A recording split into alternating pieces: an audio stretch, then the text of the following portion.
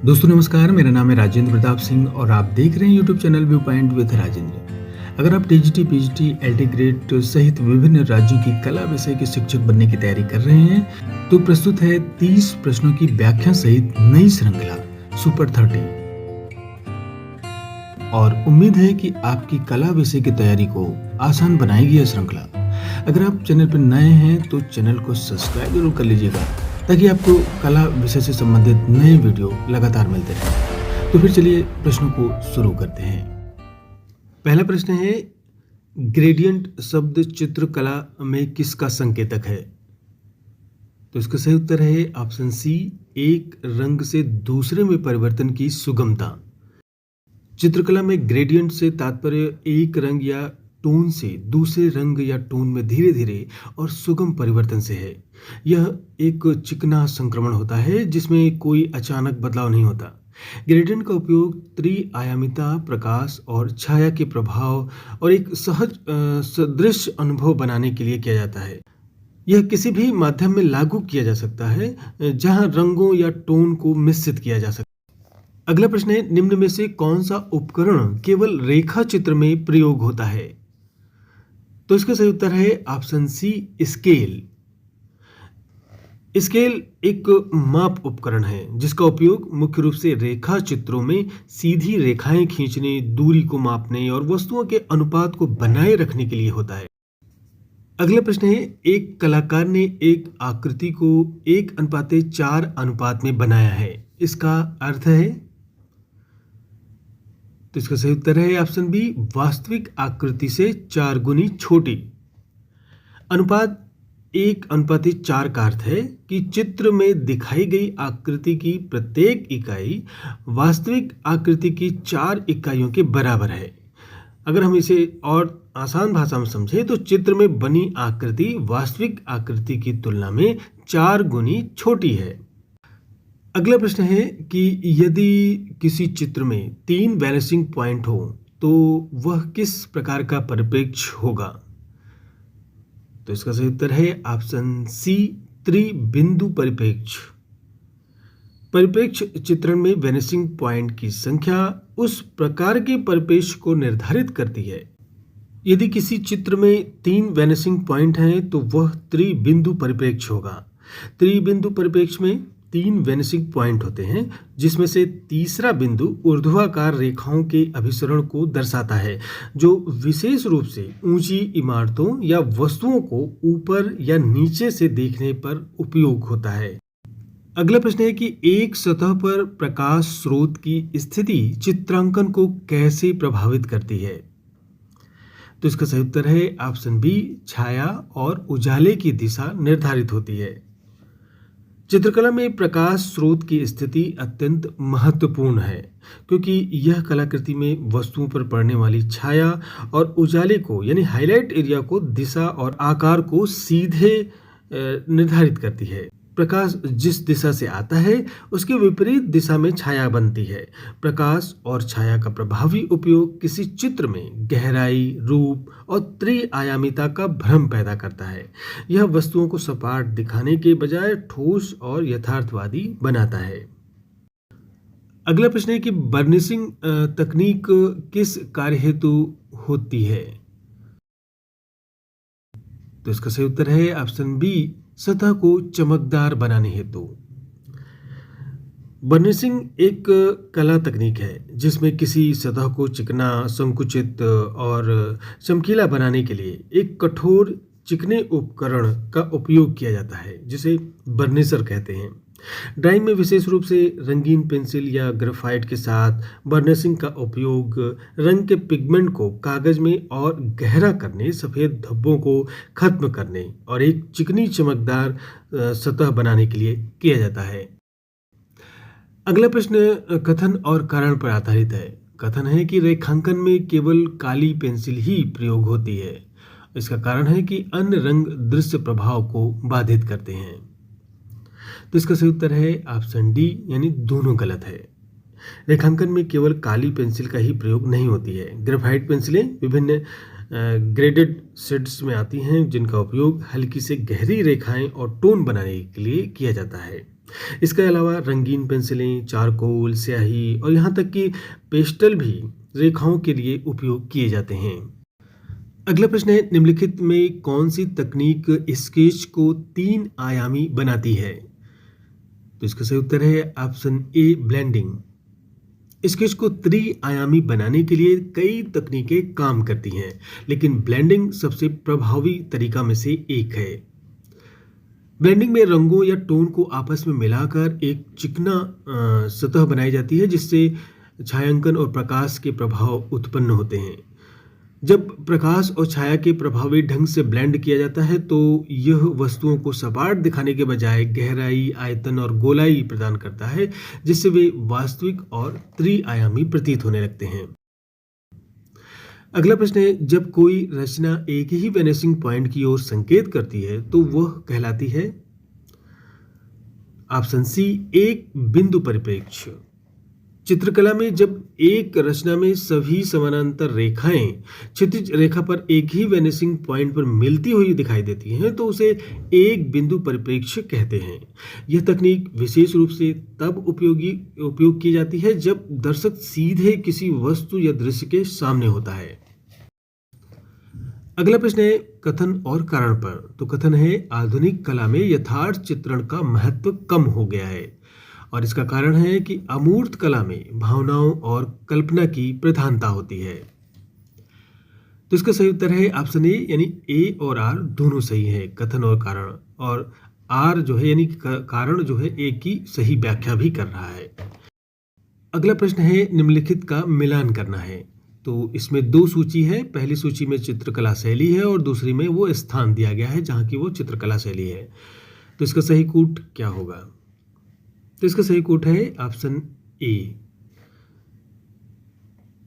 यानी पट्टचित्र उड़ीसा की पारंपरिक स्क्रॉल पेंटिंग शैली है और पहाड़ी चित्रकला हिमाचल प्रदेश और उत्तराखंड के पहाड़ी क्षेत्रों में विकसित लघु चित्रकला शैली है। और इसी प्रकार मधुबनी बिहार के मिथिला क्षेत्र की लोक कला है और मिनिएचर शैली भारतीय उपमहाद्वीप में विशेष रूप से मुगल दरबार में विकसित और संरक्षित लघु चित्रकलाएं हैं।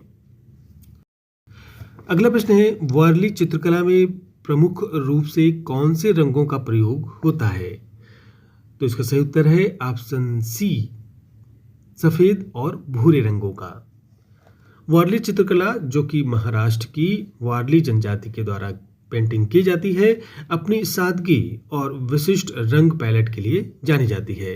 इस कला में प्रमुख रूप से सफेद रंग का उपयोग किया जाता है, जिसे चावल के पेस्ट और गूंद से बनाया जाता है और इसे भूरे रंग की मिट्टी या गाय के गोबर से तैयार की गई पृष्ठभूमि पर चित्रित किया जाता है।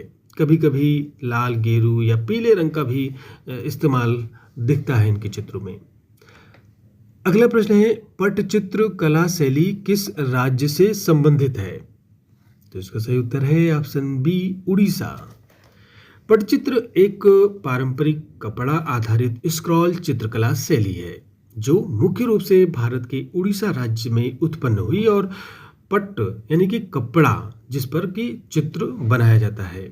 इस प्रकार की पेंटिंग में हिंदू देवी देवताओं, पौराणिक कथाओं और लोक कथाओं के दृश्यों को चमकदार रंगों और विस्तृत रेखाओं से तमाम कई तरह के पैटर्न में डिजाइन किया जाता है। अगला प्रश्न है, विद्यालय में बाल चित्र प्रदर्शनी हेतु चित्रों के चयन में कौन सा बिंदु महत्वपूर्ण नहीं है? तो इसका सही उत्तर है ऑप्शन सी, चित्रकार की उम्र। बच्चों को की रचनात्मकता, कल्पनाशीलता और कलात्मक अभिव्यक्ति को प्रोत्साहन करना चाहिए और उनको आगे बढ़ाना चाहिए। ऐसे में चित्रों के चयन में कुछ महत्वपूर्ण बिंदुओं पर ध्यान दिया जाता है, जैसे कि विषय की स्पष्टता होनी चाहिए, रंगों का प्रयोग सही करें, प्रस्तुतिकरण में सादगी हो और इसलिए चित्रकार की उम्र मायने नहीं रखती। अगला प्रश्न है, निम्न में से कौन सी कला मुख्यतः कपड़े पर बनाई जाती है?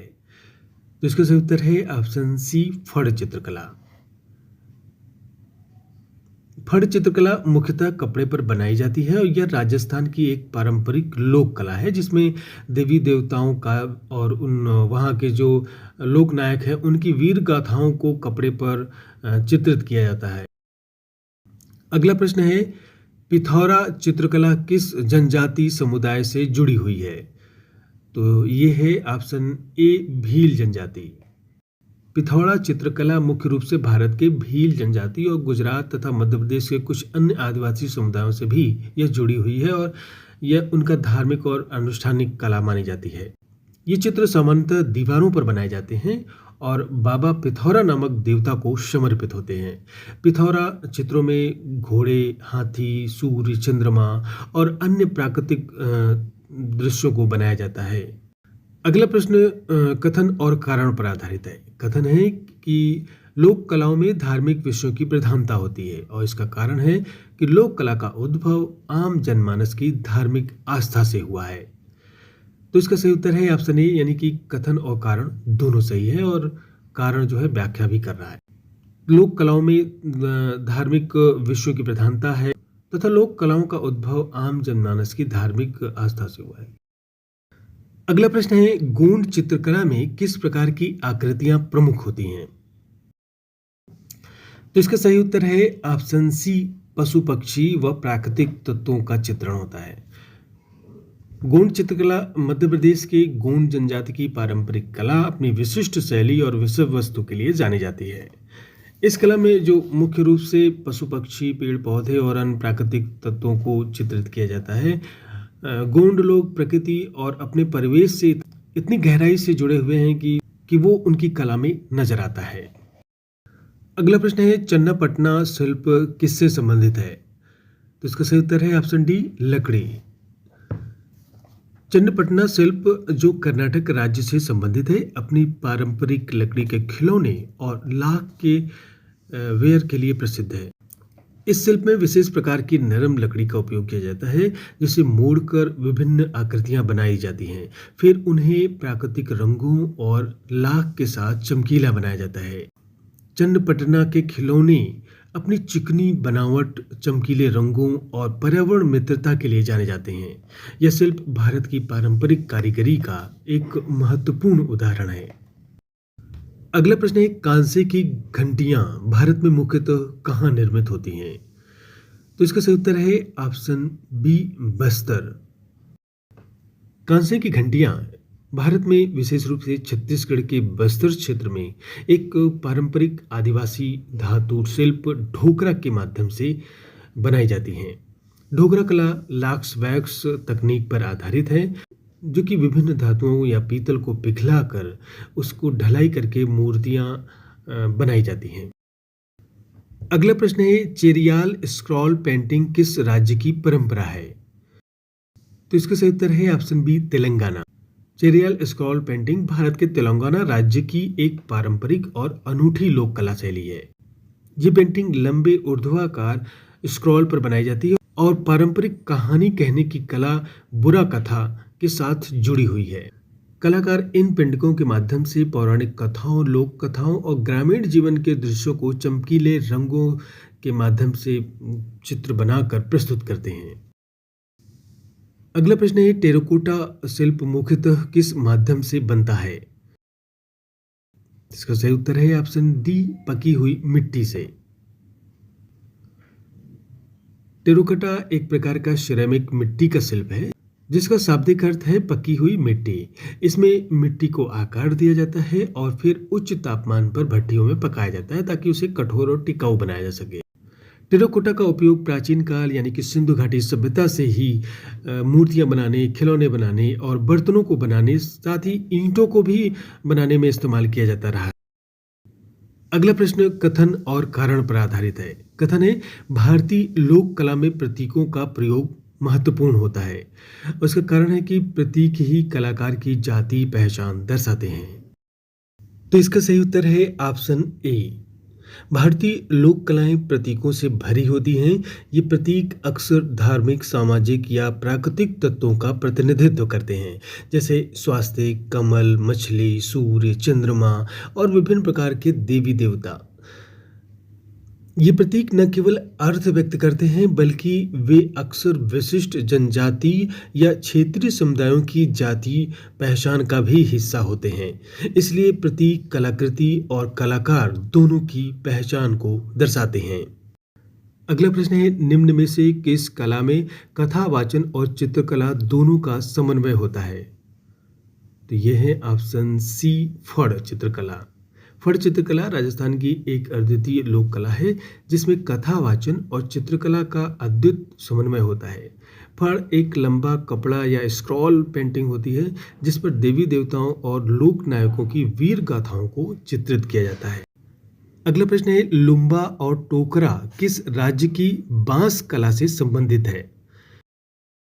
तो इसका सही उत्तर है ऑप्शन बी, असम।